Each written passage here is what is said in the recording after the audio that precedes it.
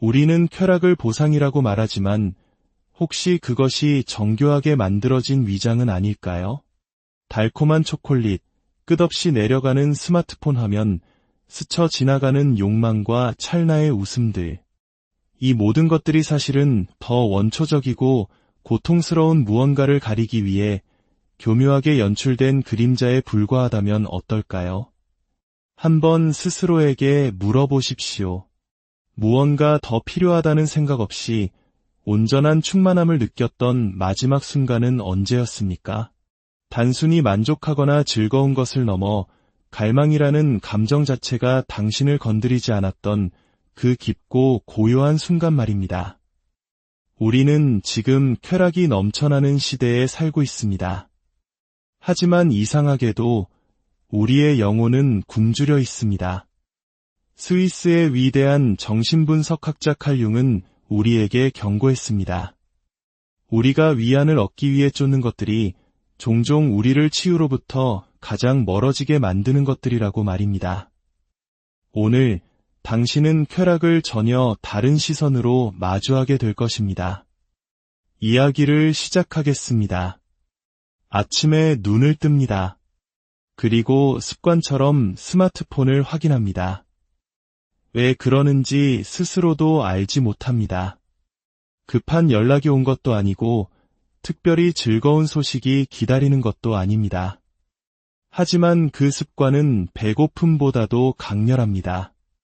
짧은 숏폼 영상 하나가 3초간의 웃음을 선사합니다. 당신은 잠시 웃고 이내 그 영상이 존재했다는 사실조차 잊어버립니다. 그리고 또 다른 영상, 또 다른 영상이 이어집니다. 그 무한한 스크롤 속 어딘가에서 하루가 통째로 사라져버립니다. 하지만 마음 한구석의 허전함은 사라지지 않습니다. 당신은 스마트폰을 내려놓고 아마도 달거나 짠 음식을 찾을 겁니다. 때로는 둘 다를 동시에 원하기도 하죠. 음식을 다 먹고 나면 죄책감이 스며듭니다. 사실 배가 고팠던 것도 아니었습니다. 그저 무언가가 필요했을 뿐입니다. 그 무언가는 음식이 아니었습니다. 도파민도 아니었습니다. 그것은 침묵이었고 탈출이었으며 한 번도 말로 표현해 본 적 없는 내면의 폭풍우 속에서 잠시 멈추는 시간이었습니다. 칼 융이 이 현상을 어떻게 보았는지 설명해 드리겠습니다. 그는 모든 사람에게는 그림자가 있다고 말했습니다. 우리가 주의를 분산시키는 것들과 쾌락이라는 이름 아래 깊숙이 묻어버리는 숨겨진 자아 말입니다. 그리고 그 그림자를 묻는 도구가 바로 쾌락이라는 삽입니다. 배고프지 않은데 먹을 때, 궁금하지 않은데 스크롤을 내릴 때, 사랑하지 않는데 욕망할 때 당신은 기쁨을 선택하는 것이 아닙니다. 당신은 마취를 선택하고 있는 것입니다. 이것이 바로 고통스러운 진실입니다. 우리가 경험하는 대부분의 쾌락은 진정한 즐거움이 아닙니다. 그것은 자기 자신을 인식하는 고통으로부터의 일시적인 해방감일 뿐입니다. 하지만 그 대가는 혹독합니다. 가짜 쾌락을 한번 맛볼 때마다 진짜에 대한 더 깊은 갈증이 생겨나기 때문입니다. 그리고 우리가 진짜를 얻지 못할 때 우리는 스스로가 망가졌다고 느낍니다. 하지만 우리는 망가지지 않았습니다. 단지 깨닫지 못하고 있을 뿐입니다. 우리가 탈출을 즐거움으로 착각하도록 길들여졌다는 사실을, 우리가 찾는 쾌락이 해결책이 아닌 증상에 불과하다는 사실을 말입니다. 더 깊이 들어가 보겠습니다. 당신이 6살이라고 상상해 보십시오. 당신은 웁니다. 하지만 아무도 들어주지 않습니다. 그래서 당신은 배웁니다. 슬픈 감정을 표현해봤자 아무 소용이 없구나. 하지만 당신이 미소 지을 때, 무언가 잘 해냈을 때, 다른 것에 정신을 팔 때 사람들은 당신을 인정해줍니다. 그리고 그 보상은 당신의 기억 속에 깊이 각인됩니다. 당신은 수년간 그 행동을 반복합니다. 마침내 어른이 되었을 때 당신의 고통은 말로 표현할 수 없는 것이 되고 당신의 쾌락은 요란한 소리를 내게 됩니다.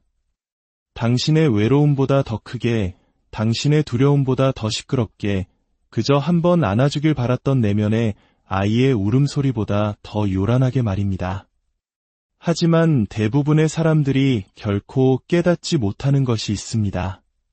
쾌락에는 기억력이 있다는 것입니다. 당신이 고통을 잠재우기 위해 쾌락을 사용할 때마다 당신의 몸은 고요함을 두려워하도록 연결됩니다. 고요함은 견딜 수 없는 것이 되어버립니다. 이것이 바로 당신이 혼자 가만히 앉아있지 못하는 이유, 샤워를 할 때도 음악이 필요한 이유, 침묵이 마치 벌처럼 느껴지는 이유입니다.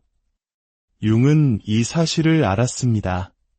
그는 쾌락이 오용될 때 어떻게 영혼의 적이 되는지를 보았습니다. 쾌락 자체가 악해서가 아니라 우리가 그것을 잘못 사용하기 때문입니다. 진정한 적은 쾌락이 허용하는 회피 그 자체입니다. 만약 이 이야기가 당신의 마음속 무언가를 건드렸다면 잠시 시간을 내어 저희의 여정에 동참해 주십시오. 이 메시지가 더 많은 이들에게 닿을 수 있도록 구독을 통해 힘을 보태주시는 것은 우리 모두가 이 자기 성찰의 여정을 함께 계속해 나갈 수 있다는 약속이 됩니다. 당신은 이 길에서 결코 혼자가 아님을 기억해 주십시오. 이제 쾌락이라는 덫을 보여드리겠습니다. 사막을 걷는 한 사람을 상상해 보십시오. 그는 신기루를 쫓고 있습니다. 신기루를 향해 달려갈 때마다 그것은 사라져 버립니다. 하지만 그는 멈추지 않습니다. 다음 신기루는 진짜일 것이라고 믿기 때문입니다. 목적 없이 추구할 때 쾌락이 바로 이와 같습니다. 여기서 아이러니가 발생합니다.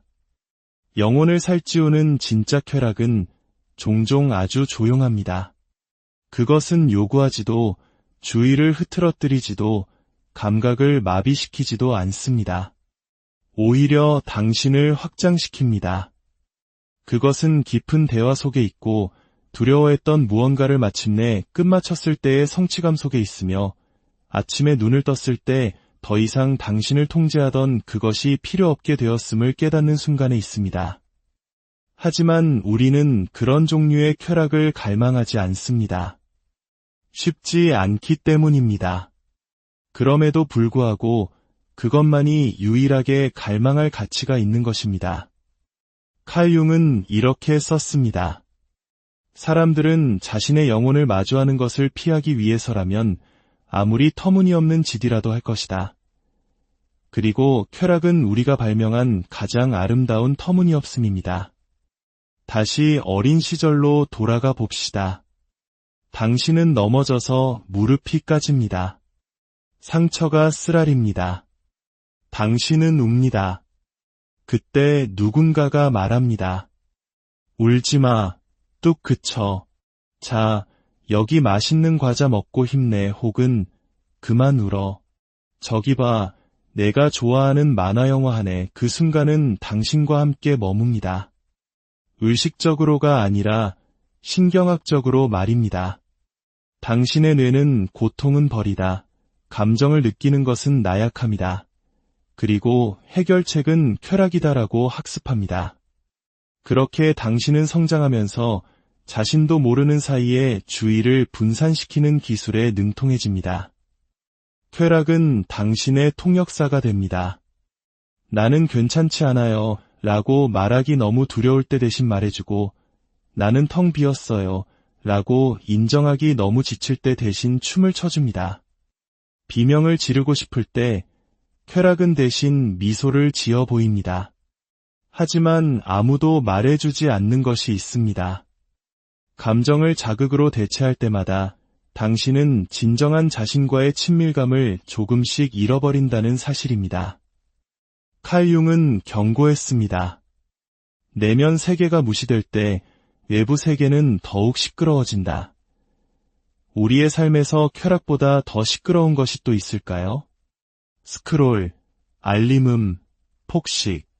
이 모든 것들은 우리가 듣지 않아도 되도록 대신 소리쳐줍니다. 무엇을 듣지 않기 위해서일까요? 바로 이겁니다. 그 밑에 깔린 아픔, 의미를 찾고자 하는 욕구, 어딘가에 소속되고 싶은 갈망, 그리고 아무도 알아주지 않는다는 깊은 상처. 쾌락은 나쁜 것이 아닙니다. 의도를 가지고 선택했을 때 그것은 신성한 것이 될 수 있습니다. 하지만 현재에 머무는 현존을 대체할 때 쾌락은 독이 됩니다. 다시 한번 질문하겠습니다. 쾌락을 느낀 후에 죄책감을 느껴본 적이 있습니까? 드라마 한 편을 더 본 후에, 연락해서는 안 될 사람에게 문자를 보낸 후에, 필요 없는 물건을 산 후에, 배고프지 않은데 무언가를 먹은 후에 말입니다. 그 죄책감은 당신이 악한 일을 해서가 아닙니다. 당신의 일부가 당신이 진정으로 채워지지 않았다는 것을 알고 있기 때문입니다. 당신은 그저 허기를 잠시 외면했을 뿐입니다. 대부분의 사람들은 여기서 칼 융의 그림자 작업을 오해합니다. 그들은 그것이 더 어둡거나 반항적으로 되는 것이라고 생각합니다. 하지만 그것은 피상적인 해석입니다. 그림자 작업이란 당신이 일시적인 안도감을 위해 스스로를 배신하는 순간들을 직시하고 이렇게 말하는 것입니다. 나는 너를 본다. 그리고 나는 회피 대신 진실을 선택하겠다. 이야기 하나를 들려드리겠습니다. 관계 맺기를 멈출 수 없었던 한 사람이 있었습니다.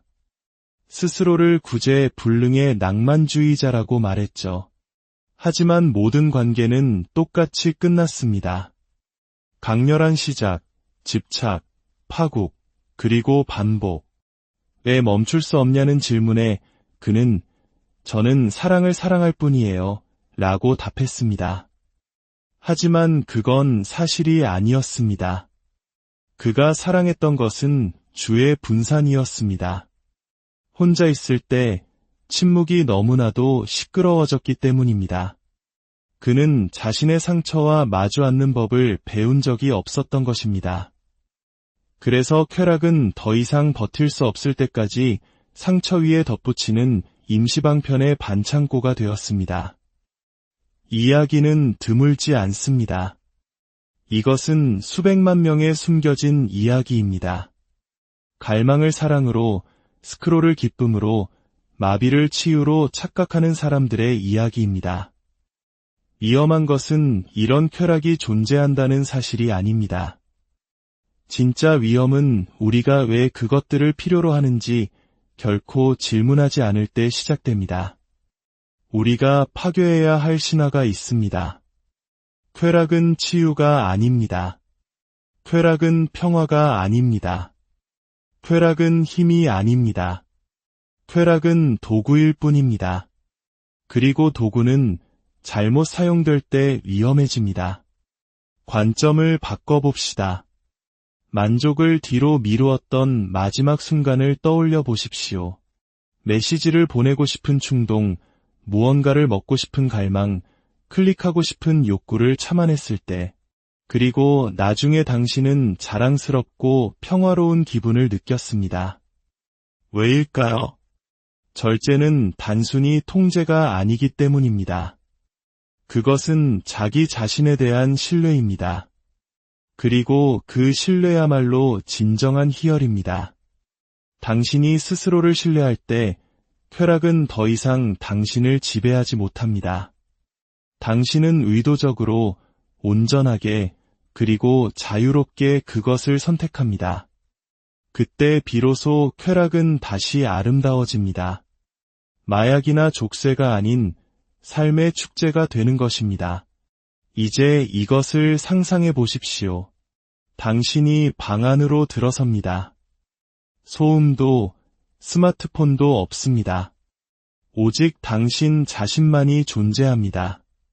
그리고 공황 상태에 빠지는 대신 당신은 집에 온 듯한 편안함을 느낍니다. 모든 것을 가졌기 때문이 아니라 당신 자신이 모든 것이기 때문입니다. 이것이 융이 말한 개성화, 즉 온전한 자기 자신이 되는 과정입니다. 부정이나 끊임없는 노력으로가 아니라 통합을 통해서 말입니다. 쾌락을 반창고처럼 사용하지 않고 즐길 수 있는 능력, 침묵을 두려워하지 않고 즐길 수 있는 능력, 자기 자신과 함께 있으면서 그 곁에 있는 자신을 좋아할 수 있는 능력. 그것이 바로 목표입니다. 하지만 끝없는 쾌락을 쫓아서는 그곳에 도달할 수 없습니다. 당신을 산만하게 하는 것들의 볼륨을 낮추고 그것들이 덮고 있던 소리에 귀를 기울일 때 비로소 그곳에 닿을 수 있습니다. 그렇다면 그것은 어떤 모습일까요? 스마트폰에 손이 갈 때 잠시 멈추고 나는 지금 무엇을 피하고 있는 걸까? 라고 묻는 모습입니다. 설탕이나 성적인 관계나 스크롤로 외로움을 때우는 대신 그 외로움을 온전히 느끼도록 허용하는 모습입니다. 노력이 필요하고 현재에 집중해야 하며 보상이 늦게 찾아오는 더 느린 쾌락을 선택하는 모습입니다. 여기 숨겨진 진실이 있습니다. 진짜 쾌락은 즉각적이지 않습니다. 그것은 노력으로 얻어지는 것입니다. 최고의 웃음은 당신이 신뢰하는 사람과 함께할 때 터져나오고 최고의 식사는 의미 있는 노력을 한 긴 하루 끝에 맛볼 수 있으며 최고의 관계는 그저 화면을 넘기는 것이 아니라 당신의 존재가 온전히 보여지고 이해받는 대화 끝에 맺어집니다. 이 메시지가 당신 내면의 무언가를 흔들었다면 좋습니다. 그것이 바로 깨어남의 느낌입니다. 깨어남은 거창하지 않습니다. 조용합니다. 극적이지도 않습니다. 하지만 결정적입니다. 그리고 그 결정은 간단합니다.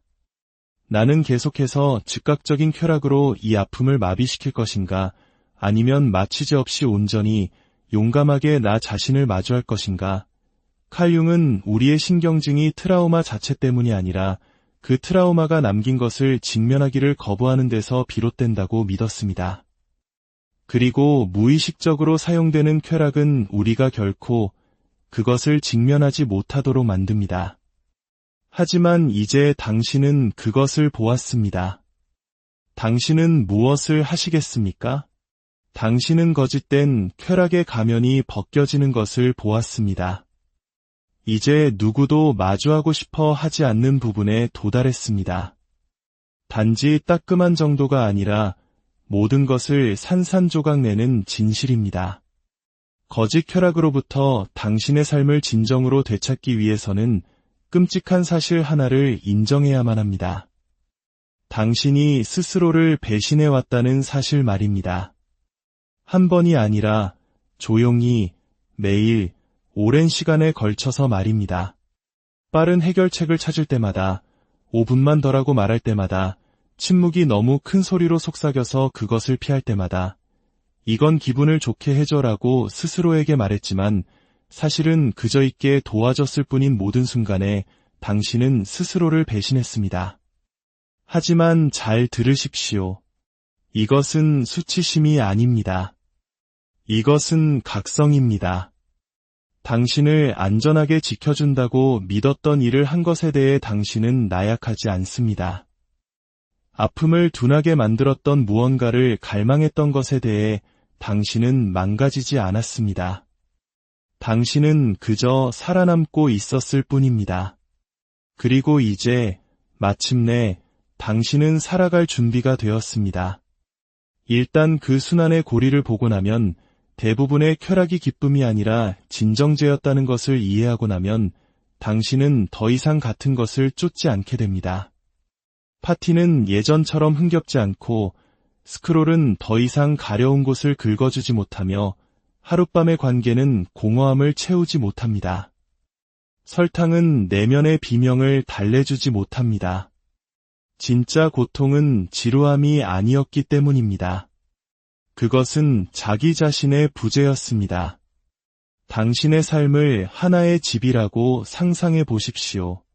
그 안에는 당신의 상처받은 내면 아이, 무시당한 진실, 치유되지 않은 기억이 살고 있습니다. 하지만 당신은 그들을 만나기 위해 정문으로 들어가는 대신 집 밖에 거대한 엔터테인먼트 시스템을 만듭니다. 음악, 조명, 사탕, 편안함. 당신의 내면 아이가 보이지 않는 곳에서 기다리는 동안 당신은 마당에서 파티를 엽니다. 이것이 바로 통제되지 않은 쾌락이 하는 일입니다. 당신이 결코 집 안으로 들어가지 않도록 집 밖에 카니발을 건설하는 것입니다. 하지만 진정한 치유는 그 침묵을 뚫고 걸어가 집 안으로 들어가 그 아이 곁에 앉아 이렇게 말하는 것입니다. 이제 내가 여기 있어. 말해도 괜찮아. 이것이 융이 말한 작업입니다. 그는 사람들이 고요함에 중독되기를 원하지 않았습니다. 그는 사람들이 그것을 두려워하지 않게 되기를 원했습니다. 침묵이 삶의 부재가 아니라 우리가 피해왔던 모든 것의 현존이라는 것을 알기를 바랐습니다. 이제 마지막으로 깨뜨려야 할 신화가 있습니다. 당신은 쾌락이 목표이고 행복은 기분 좋게 느끼는 것이며 더 많이 탐닉할수록 더 자유로워진다고 들어왔습니다. 하지만 자유는 당신이 원하는 것을 무엇이든 하는 것이 아닙니다. 자유는 그것을 필요로 하지 않게 되는 것입니다. 진정한 쾌락은 초콜릿도 스마트폰도 자존감을 채워주는 칭찬도 아닙니다. 진정한 쾌락은 더 이상 당신 자신으로부터 주의를 돌릴 필요가 없다는 것을 깨닫는 순간입니다. 당신은 고요함 속에 앉아 미소 지을 수 있습니다. 그곳이 비어있기 때문이 아니라 가득 차 있기 때문입니다. 현존으로, 진실로, 힘으로 가득 차 있습니다. 당신은 더 이상 쾌락을 쫓지 않는 사람이 됩니다. 이미 내면에 평화를 지니고 있기 때문입니다. 사람들은 당신이 변했다고 말할 것입니다. 당신은 더 천천히 말하고 더 길게 멈추며 덜 자주 웃지만 더 깊이 웃을 것입니다. 그들은 물을 것입니다. 왜 예전처럼 술을 마시지 않아? 왜 소셜 미디어를 안 해? 왜 바로 답장하지 않아? 그러면 당신은 미소 지을 것입니다. 당신이 더 이상 아무것도 피하고 있지 않다는 것을 그들은 이해하지 못할 테니까요. 당신은 그저 온전히 존재하고 있을 뿐입니다. 그것이 대부분의 사람들을 두렵게 만듭니다. 누군가가 괜찮아지기 위해 더 이상 쾌락을 필요로 하지 않게 될 때 그들은 강력해지고 통제할 수 없으며 산만하지 않고 조종당하지 않는 존재가 되기 때문입니다. 쾌락은 더 이상 그들을 유혹하지 못합니다. 마케팅은 그들을 홀리지 못합니다. 중독은 이빨을 잃습니다. 현존이 돌아왔기 때문입니다. 그리고 현존은 가장 순수한 형태의 반란입니다. 칼 융은 말했습니다. 일생의 특권은 진정한 자기 자신이 되는 것이다. 그리고 진정한 당신은 도파민 중독자가 아닙니다. 당신은 갈망의 덩어리가 아닙니다. 당신은 감정의 소비자가 아닙니다. 당신은 의미의 창조자입니다. 그리고 의미는 항상 즐겁지만은 않습니다. 사실 거의 그렇지 않습니다. 그것은 많은 것을 요구하고 지치게 하며 불편합니다. 하지만 그것은 진짜입니다. 그리고 그것은 쾌락이 결코 할 수 없었던 방식으로 당신을 채워줄 것입니다. 그러니 다음번에 갈망이 밀려올 때 잠시 멈추십시오.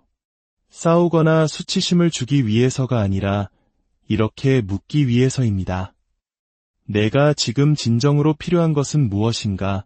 그 질문 하나만으로도 당신의 삶은 바뀔 수 있습니다.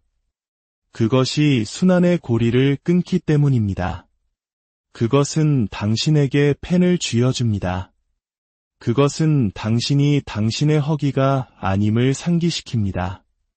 당신은 그것을 어떻게 채울지 선택하는 사람입니다. 이제 당신은 쾌락을 예전과 같은 눈으로 보지 못할 것입니다.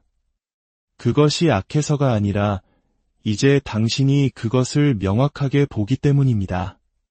당신은 여전히 웃고 사랑하고 삶의 달콤함을 즐길 것입니다. 하지만 당신은 자각을 가지고 그렇게 할 것입니다. 그리고 그 자각은 당신이 일시적인 안락함을 위해 당신의 평화를 맞바꾸는 것으로부터 당신을 보호할 것입니다. 당신의 기쁨을 신성하게, 당신의 관계를 더 깨끗하게, 당신의 습관을 더 강하게, 그리고 당신의 침묵을 황금처럼 만들어줄 것입니다. 쫓을 필요가 없는 쾌락이야말로